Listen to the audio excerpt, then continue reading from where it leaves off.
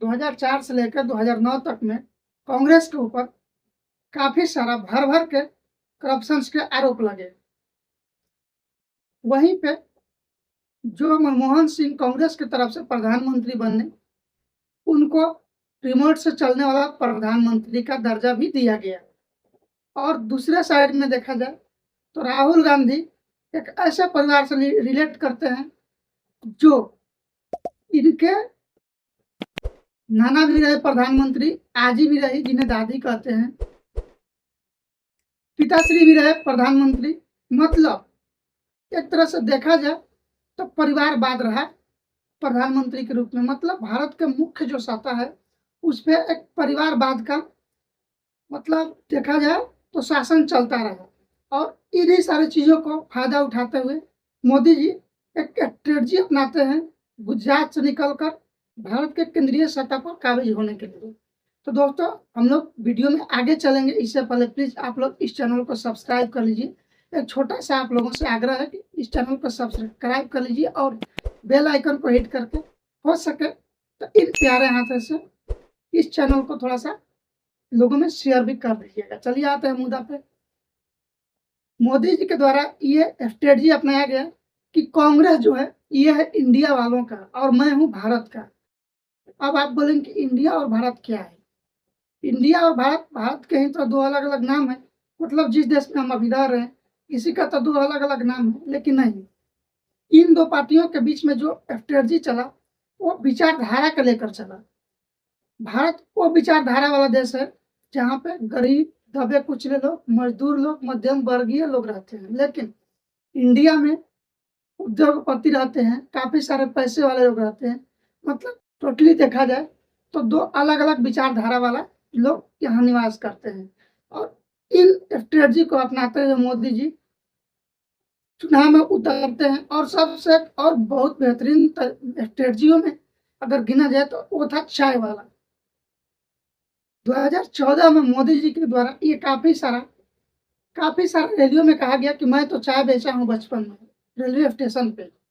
पता नहीं चाय बेचे थे नहीं बेचे थे, लेकिन ये बात सत्य है कि ये केंद्रीय सत्ता में बैठने से पहले गुजरात के सीएम हुआ करते थे।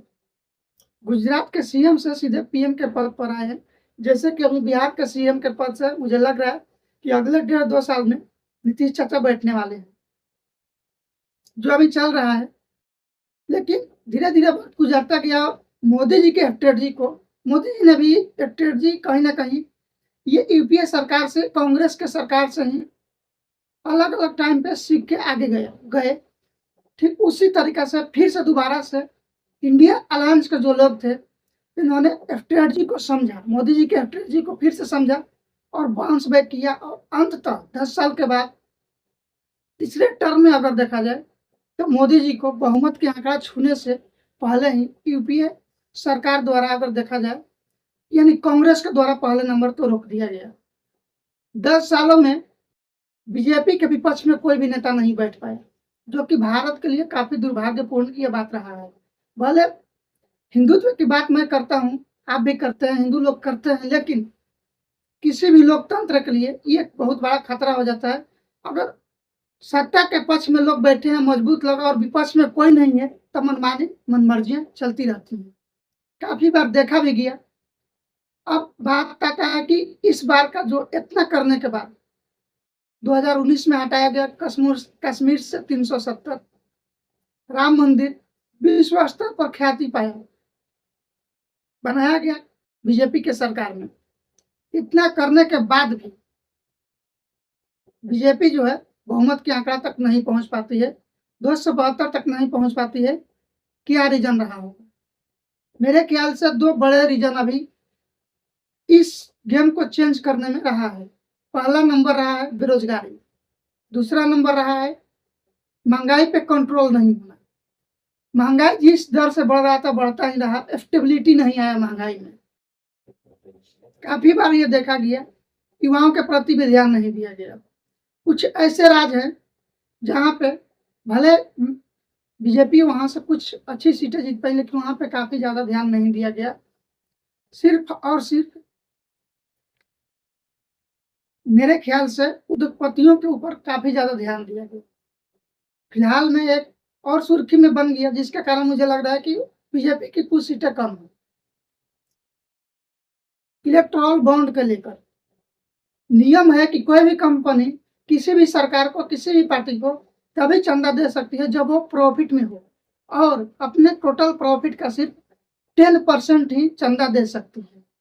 लेकिन एयरटेल के द्वारा 77,000 करोड़ घाटा में जाने के बाद भी 230 करोड़ रुपए का चंदा दिया गया। बदले में जो सरकार थी, बीजेपी की जो सरकार थी, इनके द्वारा लगभग 8,200 करोड़ का टैक्स माफ कर दिया जाता है। ये छोट मोट चीज नहीं है। गरीबों के लिए कहा जाता है कि आप 200 रुपए कमाओ, पकौड़े बेचो, ठेले लगाओ। पढ़े लिखे लोगों के लिए, गरीबों के लिए तो आप छोड़ो ही। गरीब मजदूर लोग अपने बच्चे को अच्छी एजुकेशन नहीं दे पाते, कैसे कैसे करके वो ग्रेजुएशन तक, इंटर तक पहुंचा पाते हैं। उसके बाद भी उनसे ये कहा जाता है कि बेरोजगार रहने से तो बढ़िया है कि आप ठेले लगाओ,